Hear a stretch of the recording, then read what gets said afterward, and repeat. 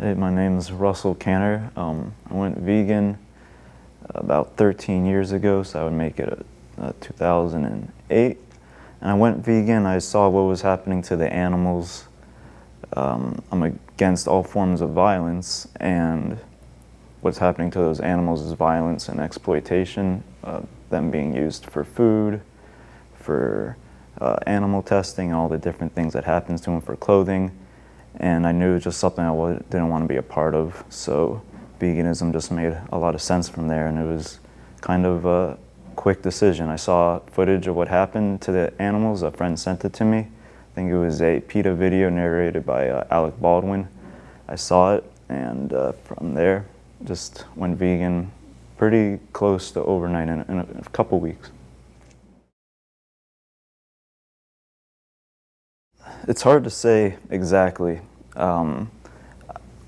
As far as when I went vegan back then, so I was, it was in my late teens, early 20s, and I didn't notice anything extravagant then, but now that I'm in my 30s and I see my other friends who are complaining about this hurting, that hurting, this working, this not working, I really haven't run into any of those issues that I hear about. I don't drink or smoke, and I know those things can be, still can be vegan, but I stay away from that, so I stay clean.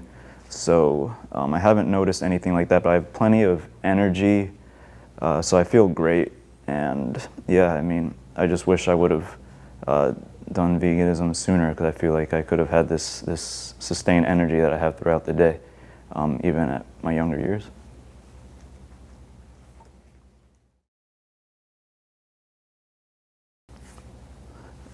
There's so many reasons, but the most important reason, and the reason I did it, is for the animals. I think it just also happens to be an environmental issue. It also happens to be a human rights issue. That's just how horrific of an industry animal agriculture is, as well as animal testing, things like that. But definitely for the animals is what got me into it, and it's so much better for my health. I didn't even know how unhealthy meat and dairy and eggs was before I went vegan, and then later on I learned how there's all these links to cancer and all these other issues, stomach issues, all these other things. It's definitely for the animals, and there just happens to be a whole host of other benefits to adopting a vegan lifestyle. The biggest reason I would say for others to be vegan is we know that animal abuse in any circumstance is wrong, and anyone in their right mind will agree that abuse is wrong. So in order to live with those morals and be in line with those, that abuse is not good, veganism would be a default diet and lifestyle to go by. So if we want to not cause unnecessary harm, if we want to not abuse animals that done nothing wrong, that want to live, that want to love in the same way we do, being vegan is sort of just the moral standard that I feel like should be in everyone's life.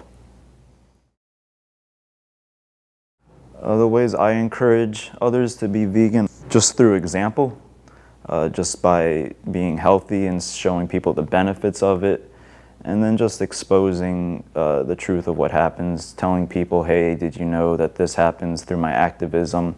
We show footage of animal agriculture, and the industries and the media don't want us to see these, so just educating people.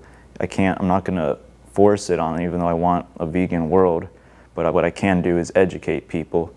And with that, they have the tools then to make their own decisions, and hopefully a decision to go vegan.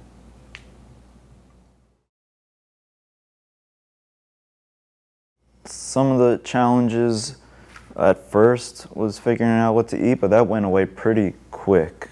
It was actually a lot easier than I thought, a lot easier. And now I don't even think twice about what I'm going to eat. It's just automatic. It's just a different routine compared to being an omnivore, eating omnivorous diet. Other challenges, I would say, It hasn't happened much. It's getting better, but there was some teasing, especially about it not being a manly thing to do. But when you think about eating meat, you know, what's so manly about paying someone to kill an innocent baby animal for you? So, yeah, other challenges kind of internally. You know, I see this injustice happening, just like other injustices happening, and in other parts of my life as well. But with veganism, and I see an animal, you know, a chicken or whatever at the grocery store. If that was a dog, people would be freaking out. But here you see a bunch of chickens, a bunch of dead cows, and I just see dead body parts. And I find it a little bit traumatizing. It's frustrating. I just wish people would see it that way, but I understand why people don't see it that way for the same reason. You know, I went 20 years of my life without being vegan, so, you know, I was kind of blinded to what happened. I really didn't know, and just conditioned to think, oh yeah, it's perfectly normal to be killing these animals for no good reason other than for taste.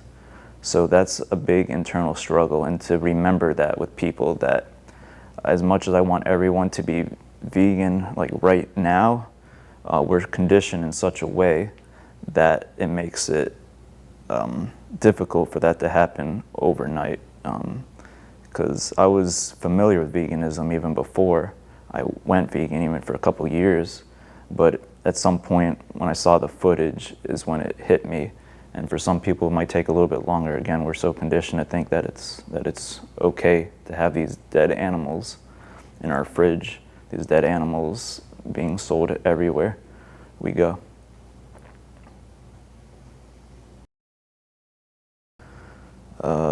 Only regret would be not going vegan earlier.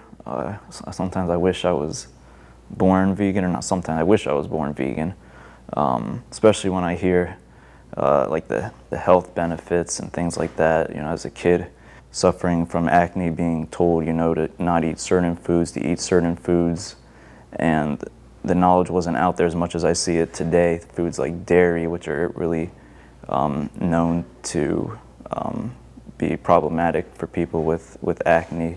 So I wish I could have avoided foods like that and would have known. Would have made my teenage years, you know, a little bit less stressful. But yeah, just overall, not being vegan earlier, and also because I feel bad for the harm that I caused to those animals and to the environment and everything else for those first 20 years of my life for not being vegan. I love pizzas and hamburgers. I got back into juicing recently, so a lot of green juices with spinach and green apples. I love juices with turmeric and ginger and pineapple.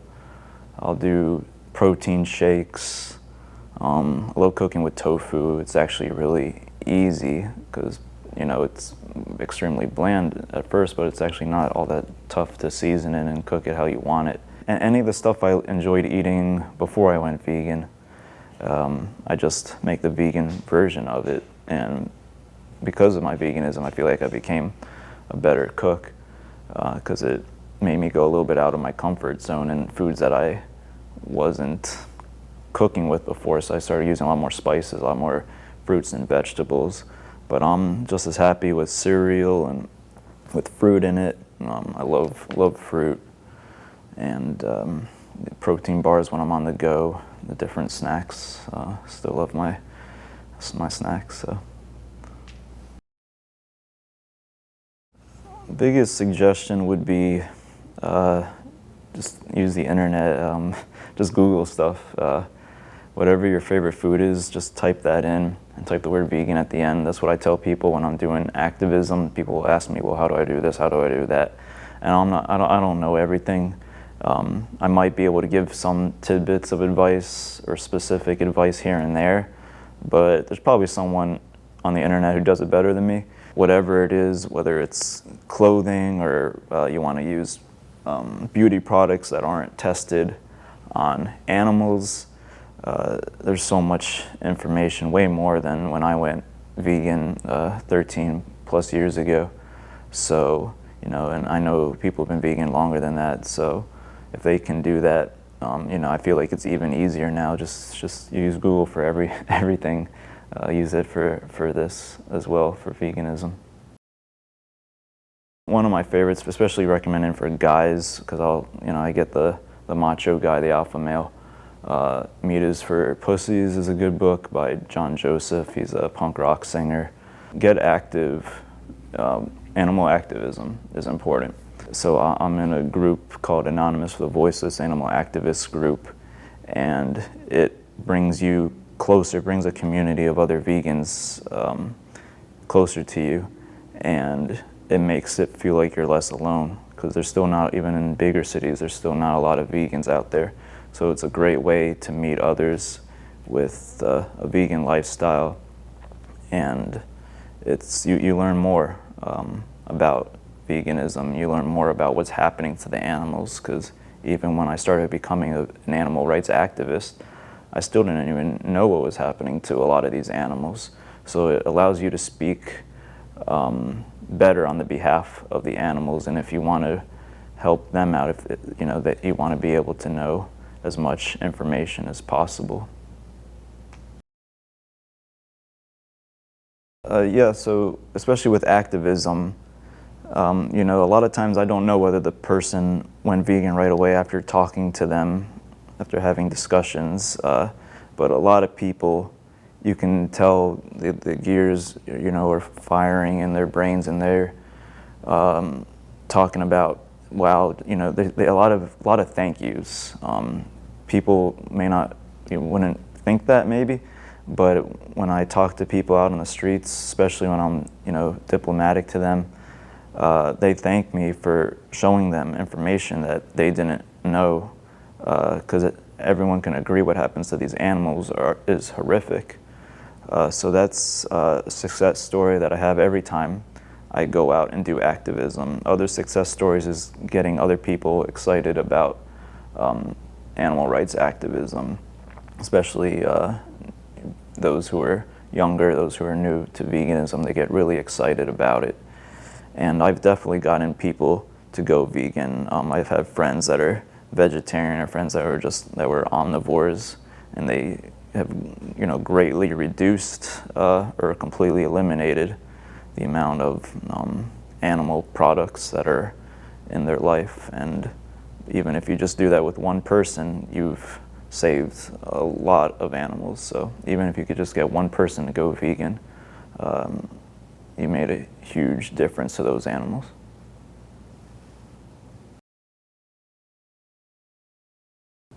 Do you think you'll ever eat animals or their secretions again? No way. No. Once you know, I mean, I don't know what in the world could even make me want to, even if I was. It would be one of those things. Well, what if you're on a deserted island? You know, would you eat? Would you kill an animal? And I'm like, I'll think about that when I'm in a deserted island, because I don't see that happening right now.